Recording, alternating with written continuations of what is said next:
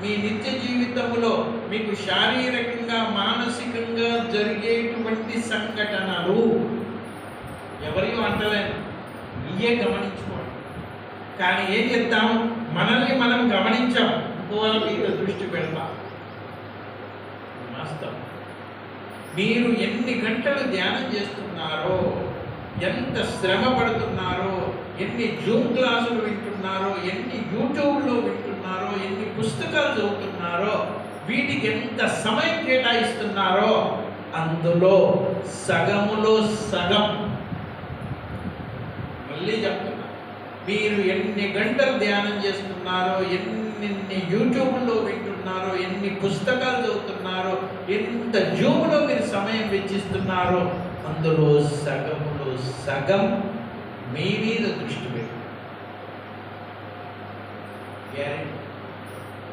మీ మీద మీరు దృష్టి పెట్టుకుంటే మీ శరీరంలో వచ్చే మార్పులు, మీ శారీరక స్పర్శ, మీ మానసిక ఆలోచనలు, ఈ రెండింటి మధ్యలో జరిగే ఆ సమన్వయాన్ని అన్వయించుకోండి. వెంటనే మీకు సత్యం బోధపడుతుంది. ఎందుకంటే సత్యము బయట లేదు. బయట ఉందా? బయట ఉందా? అందుకొరకు ధ్యానంలోకి వచ్చాం. ఒకప్పుడు పూజా మార్గంలో ఉన్నాం కాబట్టి గుళ్ళోకి వెళ్ళాం. గుళ్ళోకి వెళ్ళి పూజలు చేశాం. గుళ్ళో దేవుడు ఉన్నాడని చేశాం. మెల్లమెల్లగా ఇప్పుడు ఆ నుంచి ఈ రూట్లోకి వచ్చాం. ఓహో, దేవుడు గుళ్ళో ఉన్నాడు లేడని కాదు, గుళ్ళో ఉన్నాడు. గుళ్ళోనే కాకుండా ఇక్కడ కొంచెం మారా అదా, గుళ్ళో దేవుడు ఉన్నాడు, గుళ్ళోనే లేడు, గుళ్ళో ఉన్నాడు. అవునా? కొంచెం ప్రమోషన్లోకి వచ్చా. నేను ఇక్కడ ఏమంటానంటే, ఈడ ప్రమోషన్ అయ్యారే కానీ నా దృష్టిలో 50% అయ్యారు.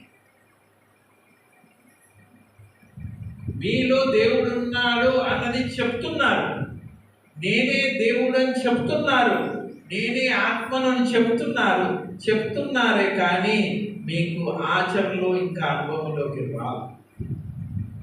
50%. ఎందుకు 50% అంటున్నానంటే, ఒకవేళ అది మీకు 100% వచ్చి ఉంటే, 100% అయ్యి ఉంటే మీ జీవన విధానం మారి ఎవరిదైనా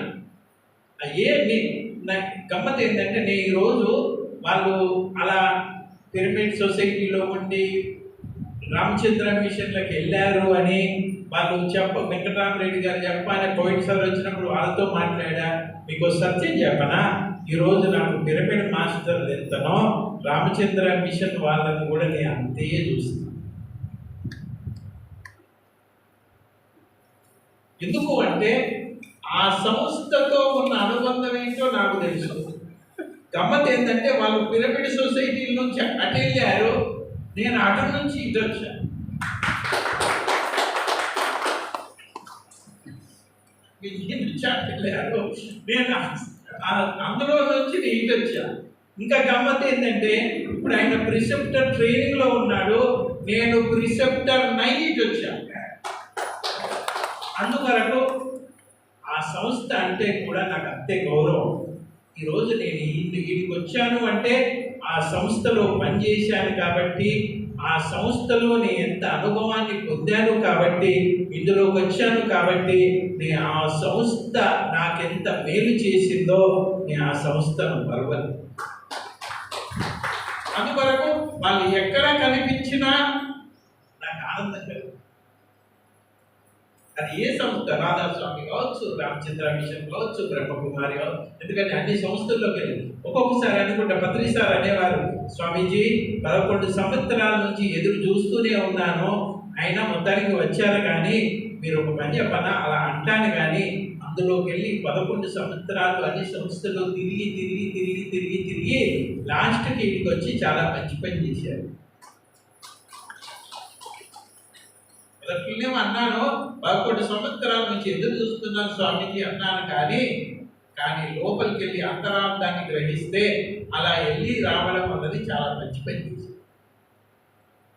అలా సార్ అన్నప్పుడు దాని తర్వాత నాకు అర్థమైంది, అవును కదా, పిఎస్ఎస్ఎం యొక్క ఉద్దేశము, పిఎస్ఎస్ఎం కోరుకునేది కూడా అన్ని సంస్థల్లో సత్యాన్ని దర్శించారు. అందరూ మన వాళ్ళు. ఏ సంస్థ పేరుండని, కానీ వ్యక్తి మనవాడే. మారాల్సింది సంస్థ కాదు, వ్యక్తి. అవునా కదా? సో ఆ వ్యక్తి ఏ సంస్థలో ఉన్నా, ఇంతకుముందు చెప్పానే, గవర్నమెంట్ స్కూల్లో చదవని, ప్రైవేట్ స్కూల్లో చదవని, ఓపెన్ యూనివర్సిటీలో ఓపెన్గా చదవని, చదవడం ముఖ్యం. గవర్నమెంట్ స్కూల్ చదివితేనే గొప్ప, ప్రైవేట్ స్కూల్ చదివితే తక్కువ, ఆ ఓపెన్ యూనివర్సిటీలో డైరెక్ట్ ఇచ్చారు అని లాస్ట్కి చూసేది ఏం చూస్తాం? మార్కులు అనండి, నైపుణ్యత. నువ్వు చదివింది, నువ్వు దాన్ని ఎంతవరకు నువ్వు సద్వినియోగం చేసుకోగలుగుతావు, ఆ జ్ఞానము నీ జీవితాన్ని ఎంత మార్చింది, అంతేనా కాదు? సో నేను కూడా అలానే అనుకుంటా, ఒక వ్యక్తి గుణాత్మకమైన మార్పు చెందింది, ఏ సంస్థ అయినా పర్వాలేదు, ఏ కులమైనా పర్వాలేదు, ఏ మతమైనా పర్వాలేదు, ఎవరైనా పర్వాలేదు, మారాల్సింది మనస్సు, మార్చుకోవాల్సింది మనస్సు. పాపం ఆ మనస్సు మారితే శరీరం ఆటోమేటిక్గా సెట్ అవుతుంది. అందుకొరకే మనస్సు గుణం మారుతూ ఉంటే దాని యొక్క ప్రభావం శరీరం మీద పడుతుంది, శరీరం యొక్క స్పర్శ మారుతుంది, శరీరంలోని ఇంద్రియాల్లో మార్పు వస్తుంది. ఎప్పుడైతే పంచ జ్ఞానేంద్రియాలు కర్మ మనస్సులో మార్పు వస్తుందో, మనస్సు పవిత్రమవుతుందో, మనస్సులోని ప్రతి ఆలోచన పవర్ఫుల్ అవుతుందో,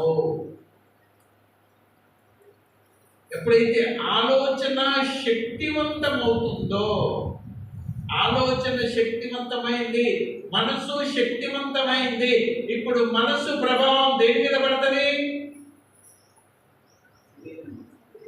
ఇంతకుముందే అనుకున్నాం కదా, గ్లాసులో చల్లటి నీళ్లు పోతే గ్లాస్ ఎలా ఉంటుంది,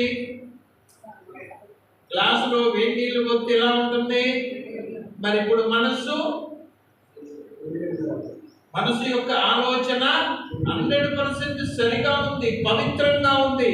సో మనసులోని ఆలోచన పవిత్రంగా ఉంది, మనసులోని ఆలోచన నిస్వార్థంగా ఉంది, మనసులోని ఆలోచన సేవాభావంతో ఉంది, మనసులోని ఆలోచన కృతజ్ఞతాభావంతో ఉంది, మనస్సులోని ఆలోచన ప్రేమతత్వంతో ఉంది. సో ఇప్పుడు ఆ మనస్సులోని ప్రేమతత్వము, నిస్వార్థము, నిరహంకారము, ఇప్పుడు ఆ గుణ ప్రభావం దేని మీద పడుతుంది? శరీరం మీద. సో మనస్సు పవిత్రమైంది, మనస్సు నిస్వార్థంగా ఉంది, మనస్సు పూర్తిగా ప్రేమతత్వంతో ఉంది, ఈ శరీరం కూడా ఏమవుతుంది? సో అలా ఎప్పుడైతే మనస్సు శక్తి క్షేత్రమైందో, శరీరం కూడా శక్తి క్షేత్రం.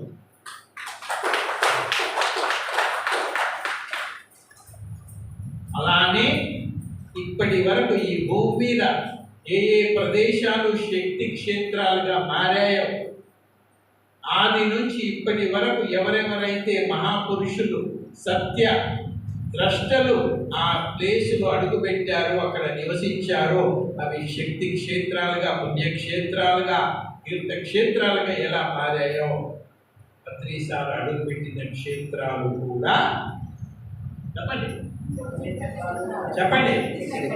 ఇంకా చెప్పండి, ఇది నిజమా కాదా? ఒకప్పుడు కట్టాలు,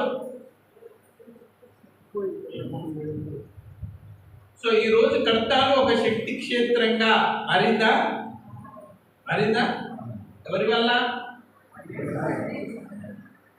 అంటే దాని అర్థము పత్రిజీ గారి శరీరమే. చెప్పండి. అంటే ముందు ఒక గురువు, ఒక ఋషి, ఒక సత్యదృష్టి ముందు తన శరీరాన్ని శక్తి క్షేత్రంగా మార్చుకోవాలి. ఇలా హార్ట్ఫుల్నెస్ మెడిటేషన్ ఉంది, దాజీ గారు ఉన్నారు, కమలేష్ పటేల్ గారు ఉన్నారు, కనహ ఆశ్రమం ఇలా ప్రపంచములో అందరి దృష్టిని